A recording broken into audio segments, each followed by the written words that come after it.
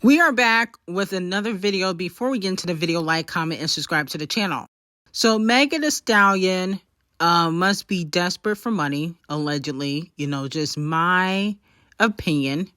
Megan Thee Stallion has filed a motion for award of taxable costs against Milagro following her jury verdict win in the Southern District of Florida.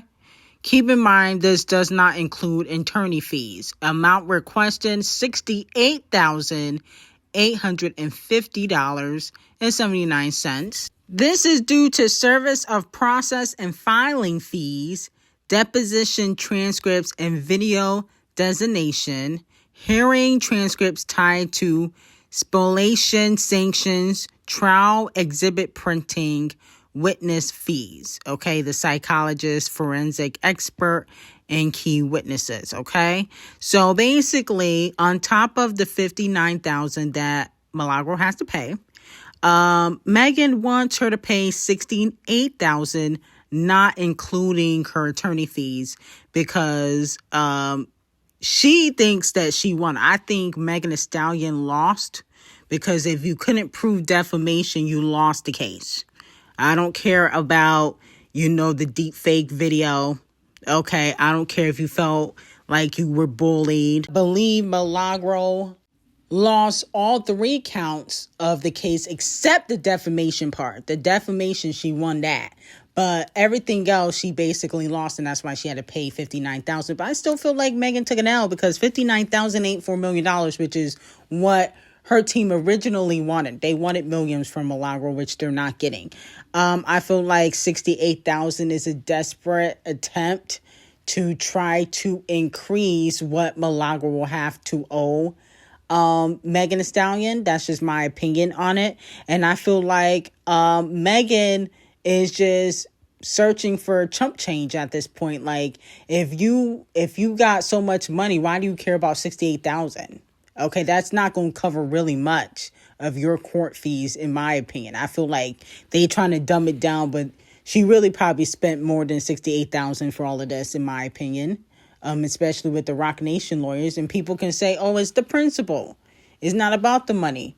Well, the principle is you lost the defamation case.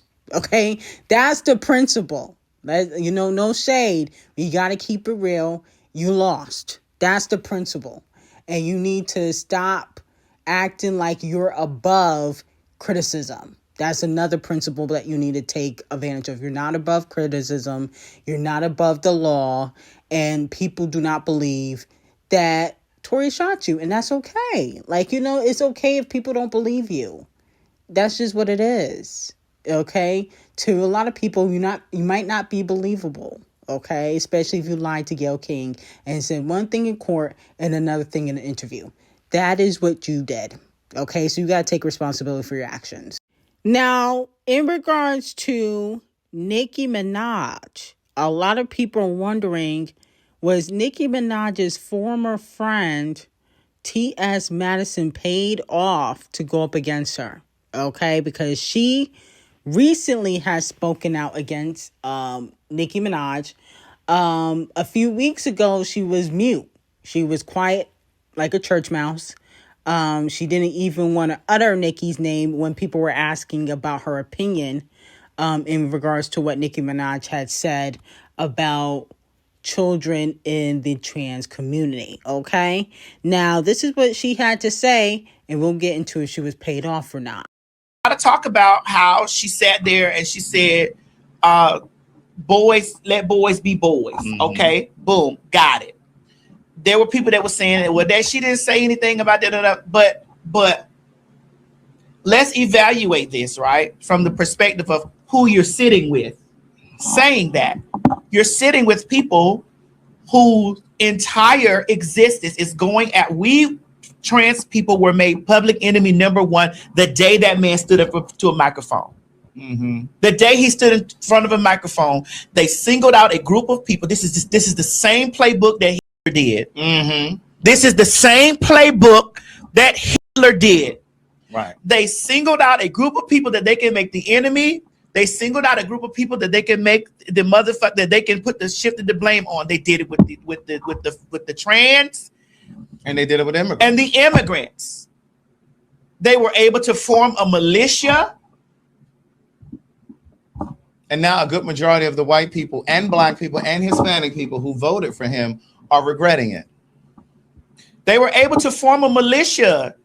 There are people that are American citizens that are being deported. This is in tribute to the late Nicki.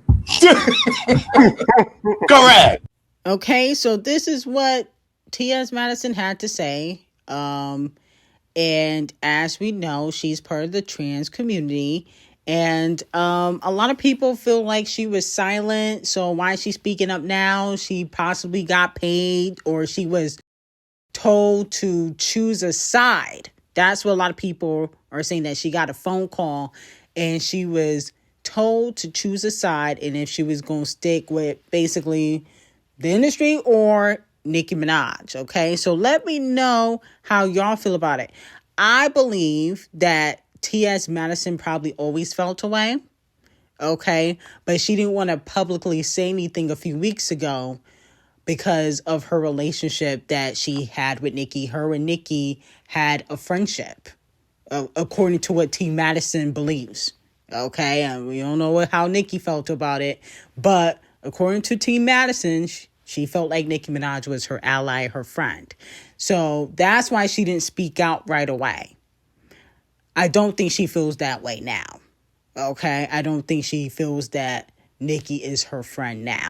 And like I said before, I can see a lot more people speaking out against Nicki Minaj. Whether you think they're relevant or not, a lot of people are going to be more likely to speak out in regards to Nicki Minaj because they know that now, despite Nicki having a big fan base, she's not really going to have a lot of the general public on her side. You can say she never really had it, but I think a lot more people are willing to go up against her, and they're less likely to be scared of the bar. I think a lot of people are going to use the notion that it's not going to be deemed as bullying or we going too hard on her like it was before. Like, especially during the hate train era, you can see that a lot of people in the general public felt like, you know, why y'all attacking Nicki? It's not going to give that no more. People are going to feel like they have a reason to attack her because of her stance and who she's aligning with. So I think that's where T. Madison got her confidence from. She probably looking like, damn, I see they doing petitions to deport and all this stuff. I can speak up. Now, moving on to Doja Cat. Doja Cat becomes the first female rapper in history to have 9 songs with over 1 billion streams, each on Payola. Congratulations to Doja Cat. Well deserved. But if we had to be completely honest, this will never happen again for Doja Cat. I don't think so. You can tell by the V album, people are not feeling it.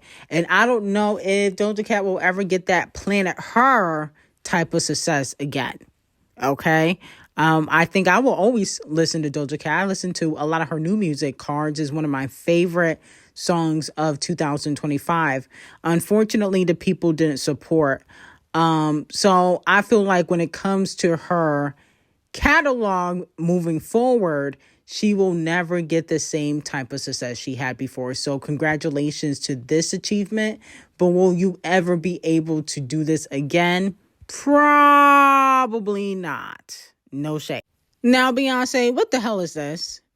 Allegedly, Beyonce is set to drop a surprise Renaissance and Cowboy Carter visual alongside Act 3 album.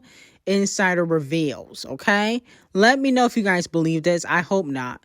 Like, girl, we do not want no 4-year-old or 2-year-old music videos. Cowboy Carter came out 2024. We're in 2026. And Renaissance came out in 2022. Why would you do that? That's dumb, okay? But Beyonce be getting away with a lot. Like, I noticed that she can get away with stuff like this. The fans would gag over something like this. I'm not gagging over no 4-year-old videos or over some 4-year-old songs. Like, are y'all joking? Like, this is ridiculous. You can't do that. No. You release visuals for Act 3 and Act 3 only. And if you got an Act 4, definitely will support and, be intrigued by that. But leave Act 1 and Act 2 visuals alone. Girl, you should have dropped that when the album dropped. I mean, that don't make no sense. And the fans are gagging over it, talking about, oh my God, yay. Like, no, that's dumb. Like, it just doesn't logically make any sense. You think I want to watch a visual and hear or see a music video talking about these motherfuckers ain't stopping me? Like, no. You should have done that in 2022. I'm done with you. Okay, Beyonce? You doing too much. Okay, you doing exactly too much. And I'll tell you what, Beehive, okay? If she dropped these old ass music videos, guess what's gonna happen? She's receiving some lashings. She's not above the lashings. Okay, usually I don't give Beyonce lashings ever, but she's not above it because I just feel like you playing in our face. Okay, what's next? You gonna drop some old ass merch too? Like, come on now. You don't need to drop music videos from 4 or 5 years ago. Like, just leave it be. Keep it in the stash. Now, moving on from that, Chanel is predicted to move up 28 spots on the Billboard Hot 100 to number 54. What did I tell y'all? Y'all should have listened to me last year when I said that the song was heat, when I said the song was a bop, when I said the song was a top 10 hit, okay?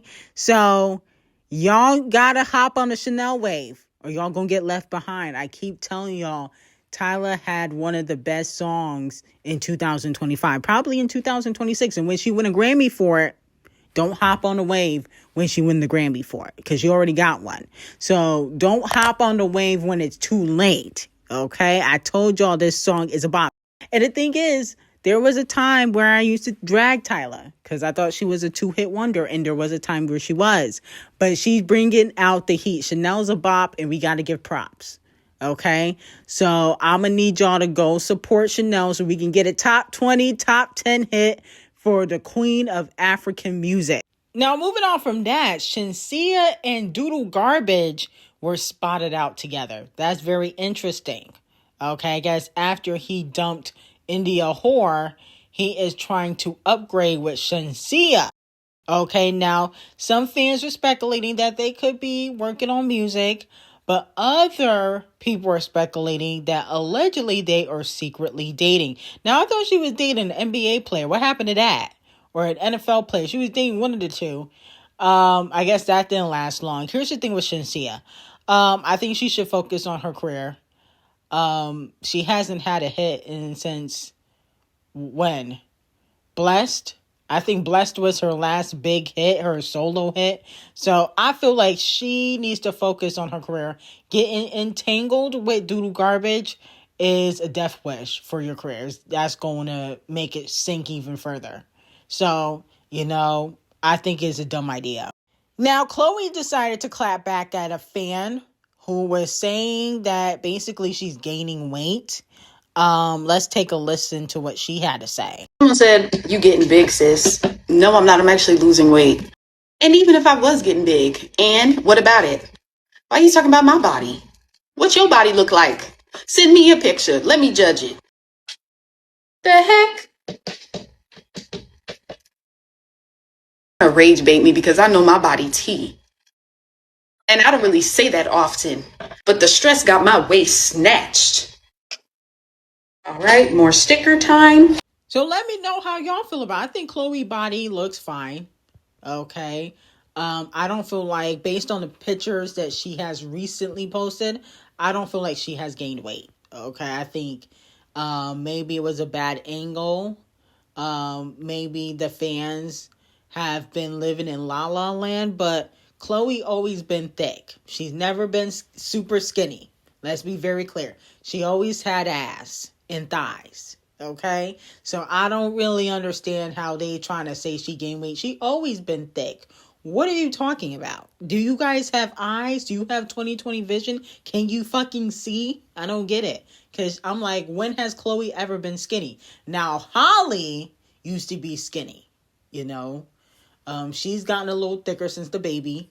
But Holly was the skinny one. Chloe was never super skinny. So I think the fans are living in delusional La La Land. Okay? But anyway, I got some very hot tea on the Orange Grinch, Diddy, and 50 Cent on Patreon. Link will be in the description. I hope you guys have a great day.